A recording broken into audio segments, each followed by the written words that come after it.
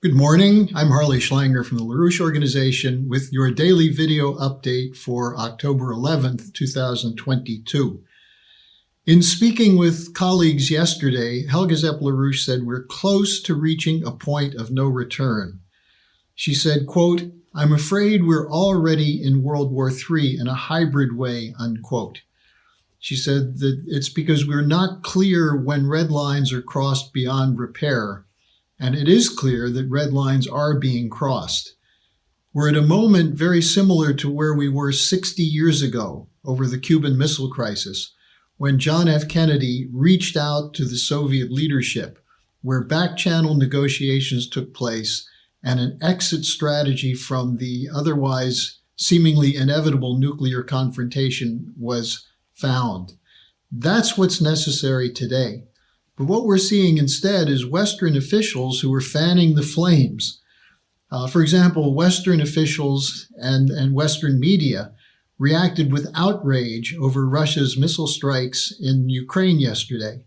But these are the same officials and media who've been gloating over the destruction of the Nord Stream pipelines, referring to that, as did Blinken, a great opportunity for the West. They're the same ones who are gloating over the terror attack on the bridge across the Kerch Strait, which the Russians called terrorism. They're even continuing to pretend they don't know who's shelling the Sabotage nuclear power plant, when it's absolutely unmistakably clear that it's Ukraine that is putting the plant at risk. And now we're seeing a spread of sabotage. Over the weekend, the northern German rail system was shut down by an act of sabotage. And we're seeing growing anti-war sentiment and growing anti-sanction sentiment throughout Europe, with demonstrations and expectation that these demonstrations will continue. So when you look at what the West is talking about with an exit strategy, what you find is they're saying that Putin must surrender, Russia must surrender, as though there were no security concerns that the Russians had from the beginning. Now, there's increasing evidence emerging that shows that this whole war in Ukraine was the product of advanced planning by Western policymakers. The latest example of this is in the U.S. newspaper Politico, that reported on October 6th under the headline, "Europe's American President," unquote, which was a puff piece on Ursula von der Leyen, who's the president of the European Commission. The subhead was, quote, "Her top-down approach has endeared her to Washington, but alienated colleagues in Brussels," unquote.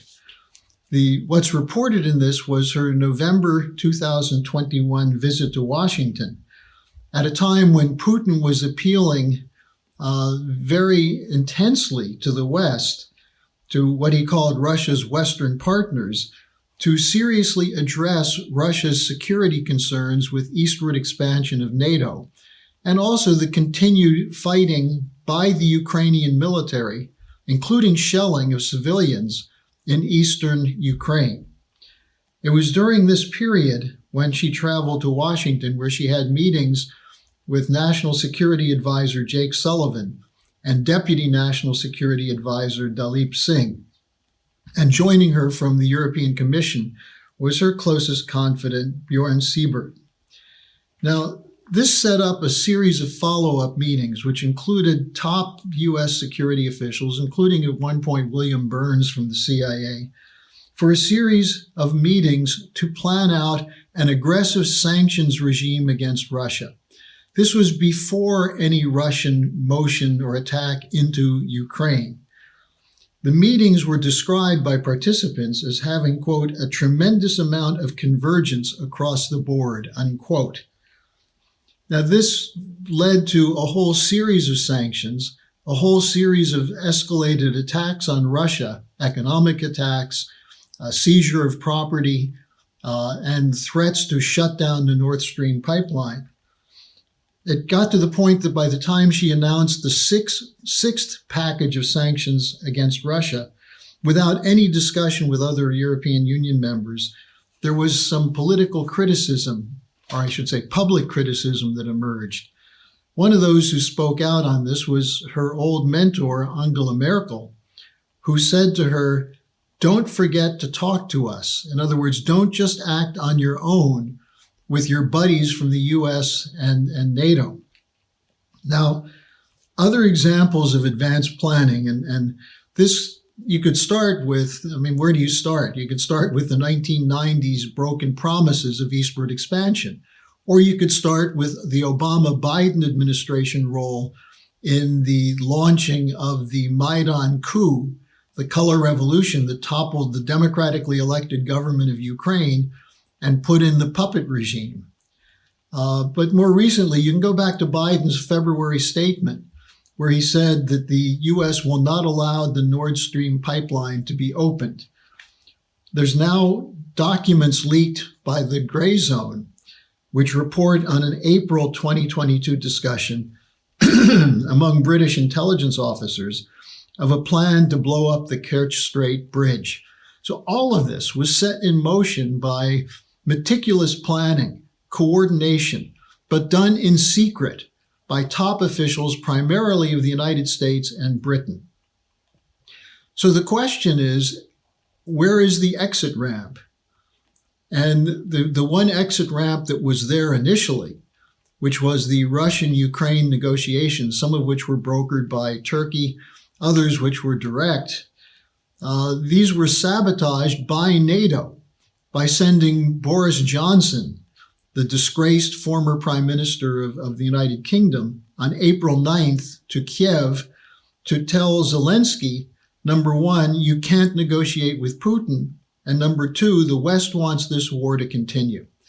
And so the promise of a negotiated settlement, which would have included neutrality for Ukraine with security guarantees from Russia, as well as the idea that Ukraine will not join NATO, and that the concerns of the people of the eastern sections of Ukraine would be met, that was blown up, thrown away, not by Putin, but by NATO and their puppet Zelensky. So where does that leave us?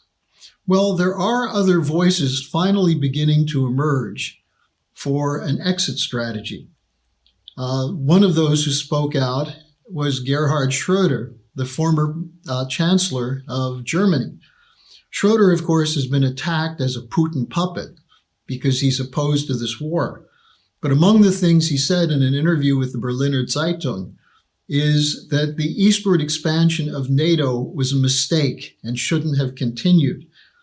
He's issued a call for a ceasefire and negotiations for, quote, a lasting peace agreement and a stable peace architecture in Europe, unquote.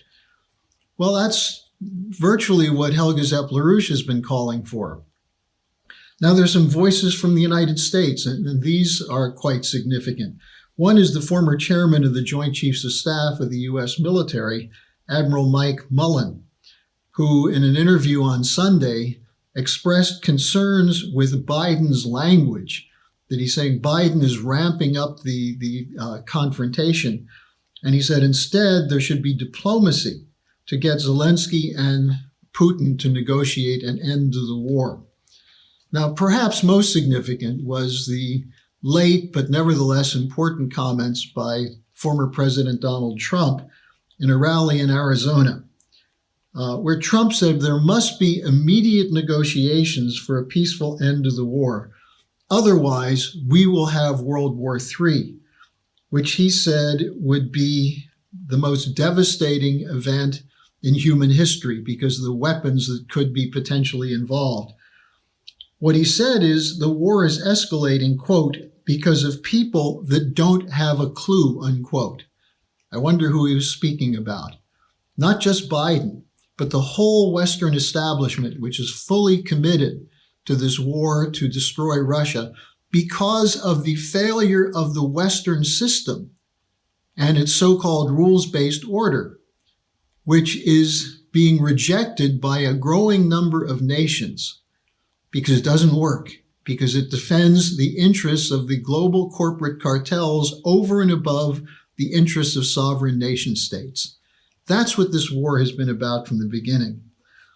Now, other voices from the United States were heard at the October 6th Schiller Institute conference, We Will Not Be Silenced, as a number of people, including former diplomats, intelligence officials, political candidates, and activists, spoke out against the blacklist that was created to attempt to intimidate and silence people in the West.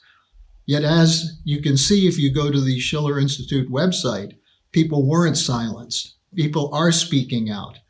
And we're now at a turning point where if enough people speak out, if enough people get involved, demanding a negotiated end to this, with security guarantees for all and a new security and financial architecture, we can get out of this crisis and achieve not just a stable peace, but a period of economic development for all of mankind. I would urge you to register for the International Youth Conference that will take place this Saturday, October 15th at 10 a.m. Eastern Time. It's not just for young people, although we intend to have a significant representation of young people, but it's for anyone who wishes to participate in the discussion process that should have been underway going back to the end of the Cold War in 1990. We've had 32 years of sabotage of that. Not by Putin, but by the West. It's time to end that, and it's time for you to have your voice heard, and it won't be heard unless you speak out. So join us this Saturday and help us spread this message that we can achieve a lasting, stable peace if the people participate. Thanks for joining me. See you again tomorrow.